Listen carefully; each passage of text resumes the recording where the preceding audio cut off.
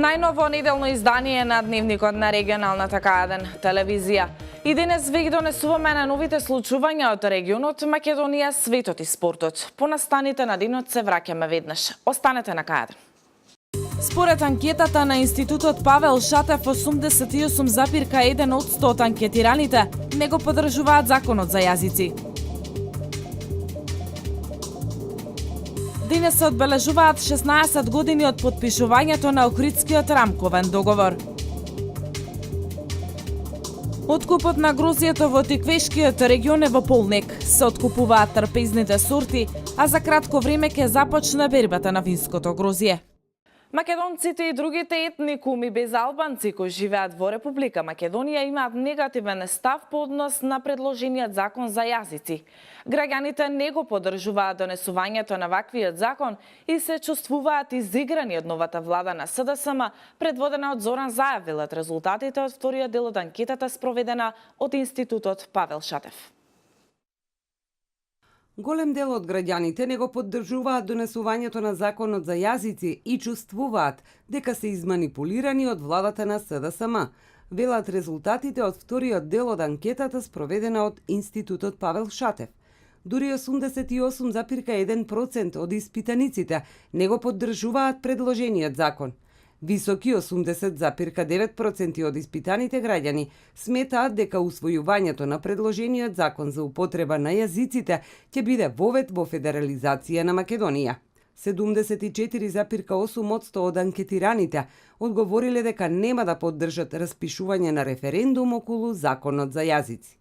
Граѓаните сметаат дека предложениот закон за употреба на јазици не е во согласност со изјавите и уверувањето кои Заев и СДСМ ги даваа изминатиот период. 70,3% велат дека тогаш СДСМ и Заев зборувале нешто сосема друго. Висок е процентот, 67,3% и на граѓани, според кои предложениот закон не е во согласност со Уставот на Република Македонија. Анкетата е спроведена телефонски на цела територија на Република Македонија во периодот од 3 до 5 август на 1350 испитаници по однос на актуелни политичко-општествени теми.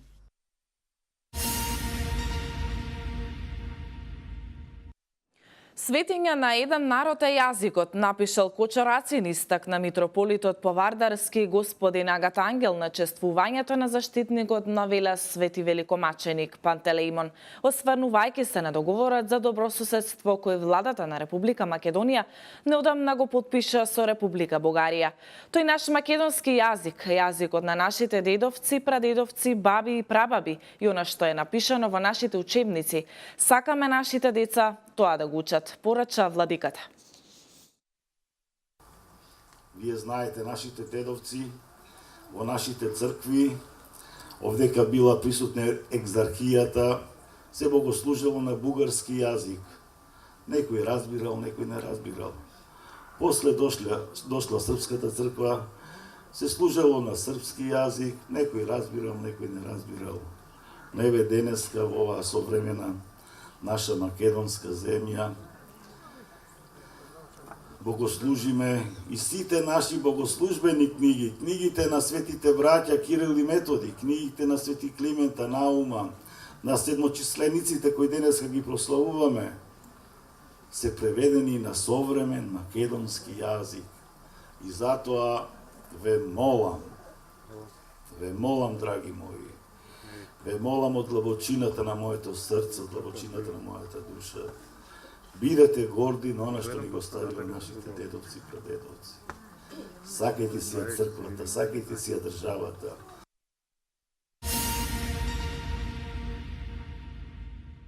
Советниците на СДСМ во Советот на Општина Неготино не прифатиле дискусија за нацрт стратегијата за мигранти на владата предводена од СДСМ и ја напуштиле последната седница, информира советникот од ВМРО ДПМН Петре Манчев. Тој истакна дека граѓаните на Неготино не се согласуваат со идејата мигранти и бегалци да бидат сместени во нивното место на живење. Од ВМРО ДПМН велат дека со ова во опасност ќе се доведе целокупната демографска, економска и безбедносна состојба во земјата. Советниците на СДСМ во Советот на општина Неготино ја напуштиле седницата која се одржа на 11 август и не прифатиле дискусија за неприфаќање на нацрт стратегијата на владата за бегалци 2017-2027, информира советникот од ВМРО ДПМН Петре Манчев. Според него, со усвојувањето на оваа стратегија ќе се доведе до опасност целокупната демографска, економска и безбедносна состојба во земјава. Република Македонија има обврска да биде транзитна земја, а не да обезбедува институционално вдомување за бегалците, истакна Манчев. Со оваа програма и акционен план се предвидува да се обезбедат парцели на државно земјиште за изградба на станови за бегалци. И општина Неготино е опфатена со ова. Исто така се предвидува да се обезбедат средства за трошоци од буџетот на Република Македонија за сместување или изнајмување на стан до 2 години за признает бегалец. Освен тоа, стратегијата предвидува и вработување на мигрантите, како и инклузија во образовниот систем за истите. Исто така, во оваа програма, владата на СДС предвидува сите мигранти кои немаат лични документи да се прифатат како такви и истите да можат да ги повлекуваат нивните семејства од кризните региони. Преку стратегијата за бегалци, подпишувањето на штетниот договор со соседна Бугарија, носењето на неуставен закон за јазици, безмилосно задолжување на граѓаните, како и вработување на партиски војници, владата на СДС планира разнебитување на Република Македонија, потенцираше Манчев и додаде дека Неготино и граѓаните не се согласуваат со оваа стратегија. Порача дека одговорот од народот ќе биде даден на локалните избори.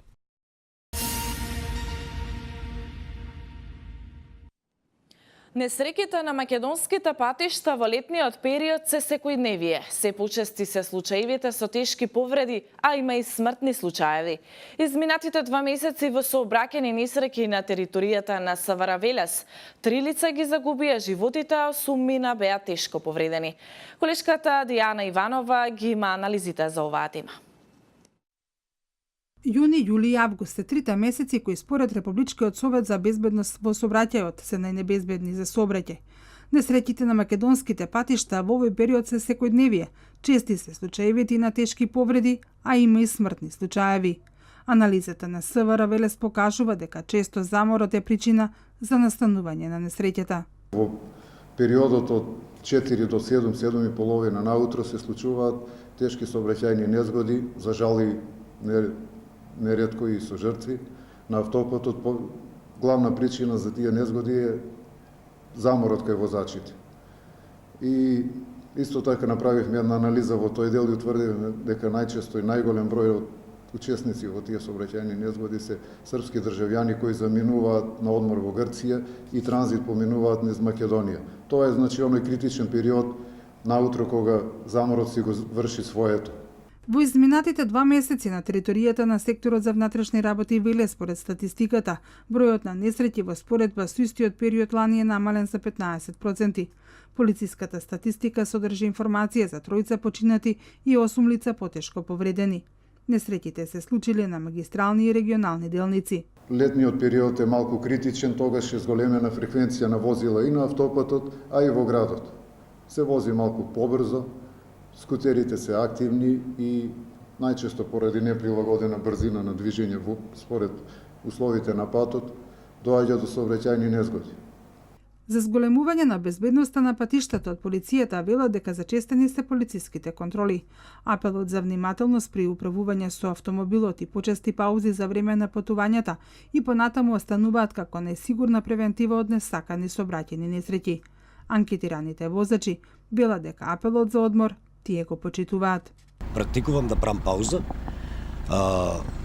Имам и шофер со мене уште еден, така да ако има потреба се сменуваме, ако не, нормално си застануваме, правиме пауза.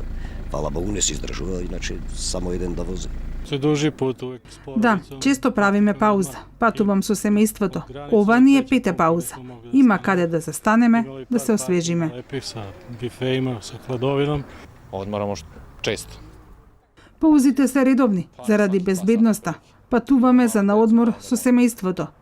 Во моментот во Македонија се реализираат големи инфраструктурни проекти. Се градат автопати, експресни и регионални патишта. Се со една цел да се зголеми безбедноста во сообраќајот.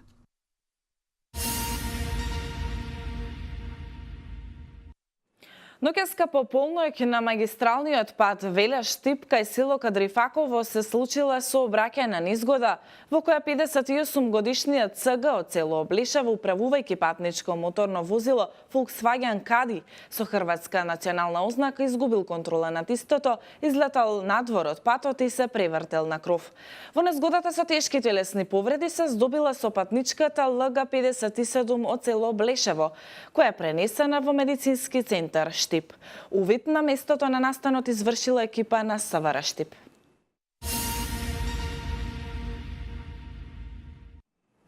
Продолжуваме понатаму. Министерството за земјоделие треба час поскоро да започне со процесот за менаџирање околу откупот на грозје, смета градоначалникот Александар Панов. Преговорите треба да бидат насочени кон винарските визби, со што би се договорила откупната цена на најзастапените вински сорти на грозје, како количината на грозје која треба да биде откупена. Откупот на грозијето е во полнек. Се откупуваат трпезните сорти, а за кратко време ќе започне бербата на винското грозје. За тоа како ќе се одвива целата откупна сезона и како ќе заврши, зависи од откупувачите по кои цени ќе им го откупуваат грозијето на лозарите. Но исто така зависи и од тоа како ќе биде изменаџирана целата работа за откупот да заврши на задоволство на двете страни. Првиот човек на градот вели дека оваа година тој не бил повикан ниту од Сдруженијето на лозари, ниту пак од ресорното министерство, за да даде соодветен придонес околу менаџирањето на овој проблем. Се надевам дека тоа е добро и дека без помош ни моја, ниту пак на било кој друг че може да се изменаџира ова состојба. Вчера спомнав дека ако се менаџира како што се менаџираа лубениците и праските, тогаш тешко на лозарите во пресред на гроздоберот. Било која реакција од министерството, освен онаа дека се исплатени субвенциите, што е тековна работа на едно министерство и што е работа на повеќе на владата и на Министерството за финансии, кој што обезбедува финансии за субвенции, а Министерството за земјоделие само ги распоредува. Ако се остане само на тоа, мислам дека се на погрешен пат и дека ќе имаме голема криза на повидок во делот на откупната политика за оваа година. Според Панов, Министерството за земјоделие досега би требало да го има во предвид овој проблем и да работи на случајот за да не дојде до сериозни проблеми, особено за винското грозје, бидејќи штетите повторно ќе бидат на сметка на лозарите. Доколку уште сега не почне Министерството да го менаџира процесот на откуп на винското грозје, мислам дека ќе дојде до сериозни проблеми во самиот откуп. Имено во овој сектор секоја година имало проблеми. Меѓутоа, ангажманот на Министерството за земјоделие било во правец да штетите, евентуалните штети бидат што е можно помали. Приговорите треба да се насочат кон винарските визби, смета Панов. Доколку со дополнителни стимулации како минатата година, винариите ги отворат своите капацитети и го примаат родот на лозарите, тогаш штетите од последиците би биле многу помали, вели тој. Исто така, јас спомнав и тоа дека минатата година владата на ВМРО ДПМН вети на лозарите одредена дополнителна стимулација или субвенции, кои што беа ветени и кон винарските визби и кон индивидуалните земјоделци, и не слушнав дека тоа беше поддржано и прифатено од новата влада, односно од новото ресорно министерство. И сакам во оваа прилика да упатам апел до Министерството за земјоделие да табелите кои што беа приготвени и увидот кој што беше направен и од мрзнењето, па и од проблемите со минатогодишниот откуп да бидат земени во предвид и да се насочат одредени субвенции, дополнителни субвенции кон лозарите. Час поскоро ресорното министерство треба да пристапи кон приговарање за количините на грозието кои треба да бидат откупени, а исто така и кон договорање за одредени за гарантирани најниски цени за откупот на двете најзастапени вински сорти и со тоа да обезбеди релаксирани услови за овогодинешниот откуп, вели Панов.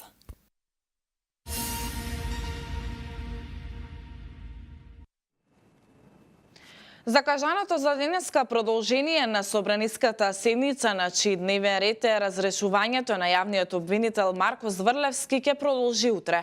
Талат Џафери вчера инсистираше собранието да продолжи со работата и денеска. Сепак седницата е презакажана за утре во 11 часот. Вестите од Македонија.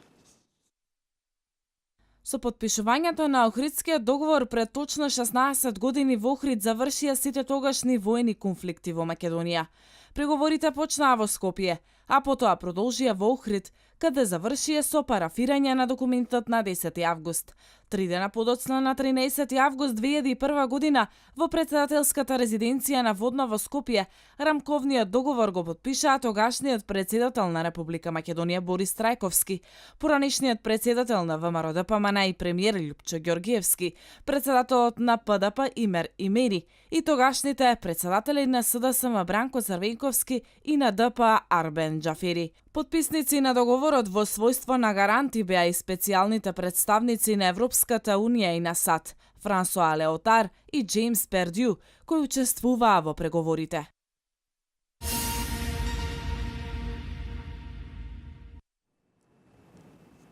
Силен земјотрес со интензитет од 6,4 степени според Рихтеровата скала го погоди денеска индонезискиот остров Суматра, соопшти Американскиот геолошки завод. Земјотресот се случил на длабочина 35 км, а неговиот епицентар бил на 723 км западно од Бенккулу. За сега нема информации за жртви или материјални штети. Индонезиските власти не дадоа предупредување за цунами. Вестите од светот. Косово загуби 15 милиони евра од Меѓународниот монетарен фонд поради застојот во формирањето на новите институции по предвремените парламентарни избори кои се одржаа на 11 јуни. Договорот за кредит, предвиден да се подпише во јуни, пропадна поради предвремените избори. Планираниот кредит за Косово изминал затоа што во тој период се одржувале изборите, а државата била без влада, изјавил постојаниот представник на мисијата на ММФ за Косово Рут Вермулен. Аријан Зека, првиот човек на Американската стопанска комора, смета дека пропаѓањето на овој договор ќе ја оневозможи реализацијата на многу проекти предвидени со овој кредит. Косово постигна економски договор со ММФ во 2015-та. Неговата вредност беше околу 185 милиони евра за рок од 22 месеци. Рокот истече на 4 август.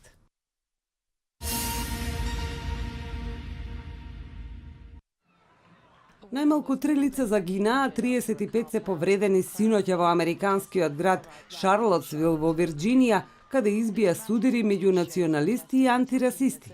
Една жена загина кога автомобил влета во група демонстранти во центарот на градот, додека двајца американски полицајци загинаа во несреќа со хеликоптер, што се урна во шумскиот предел на градот. Хеликоптерот ја следел состојбата на протестите. Остро ја осудувам оваа невидена манифестација на омраза, нетрпеливост и насилство на многу страни, порача американскиот председател Доналд Трамп и додал дека одмаздата и поделбите мора да престанат. Гувернерот на Вирџинија Тери Меколифи прогласи вонредна состојба пред одржувањето на маршот на белите националисти. Стотина американски бели националисти синоќа одржаа протестен марш на Универзитетот Вирџинија против планот да се тргне статуата на генералот Роберт Ли од граѓанската војна во САД во средината на 19 век.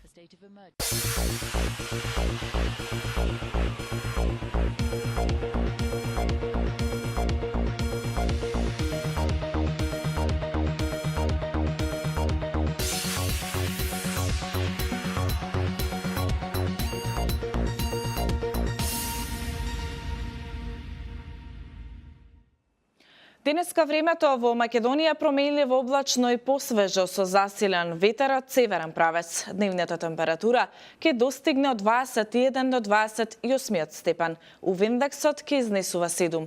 Од утре синоптичарите најавуваат стабилизирање на временската состојба со постепен пораст на дневната температура, но во рамките на просекот за овој период од годината. Со овие кратки метеоинформации го заокружуваме овој дневник. Ви благодарам на вниманието.